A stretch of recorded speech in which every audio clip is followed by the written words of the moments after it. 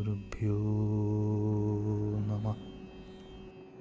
श्रीमद् भगवद गीता अध्याय 3 कर्मयोग श्लोक 13। इस श्लोक में श्री कृष्ण इससे भी परे जाते हुए कहते हैं कि शाकाहारी जीवन निर्वाह करते हुए भी यदि हम अपनी इंद्रियों की तृप्ति के लिए भोजन ग्रहण करते हैं तब भी हम जीवन के विनाशकारी कर्म फलों से बंधन में पड़ जाते हैं।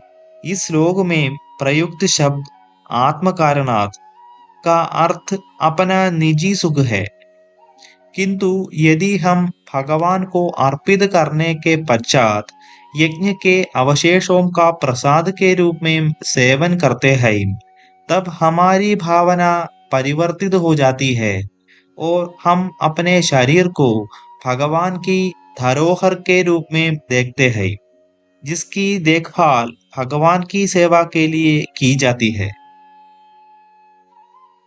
हमें भगवान की कृपा से प्राप्त अनुमत्य भोजन को इस भावना के साथ ग्रहण करना चाहिए कि यह हमारे शरीर को स्वस्थ बनाए रखेगा।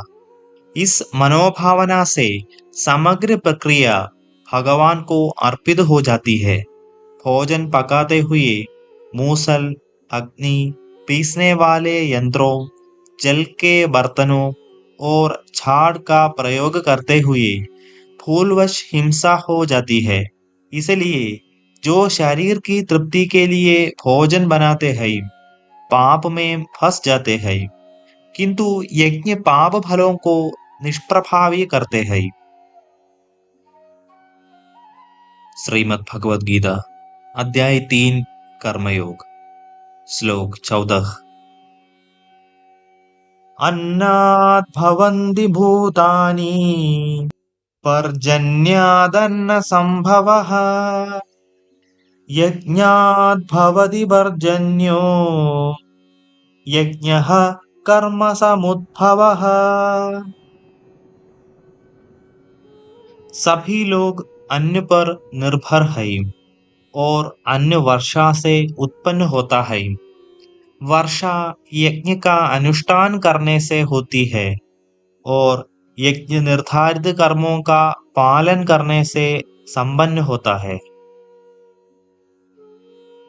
इस श्लोक में श्री कृष्ण सृष्टि के चक्र का वर्णन कर रहे हैं। वर्षा अन्न उत्पन्न करती है। अन्न का सेवन करने से शरीर में रक्त संचारित होता है और रक्त से वीर बनता है। इसी वीर बीज से मनुष्य का शरीर बनता है और मनुष्य यज्ञ कर्म करता है तथा इससे स्वर्ग के देवता संतुष्ट होते हैं जो फिर पृथ्वी पर वर्षा करते हैं। इस प्रकार सृष्टि का चक्र निरंतर चलता रहता है। आगे हम विस्तार से चर्चा करेंगे।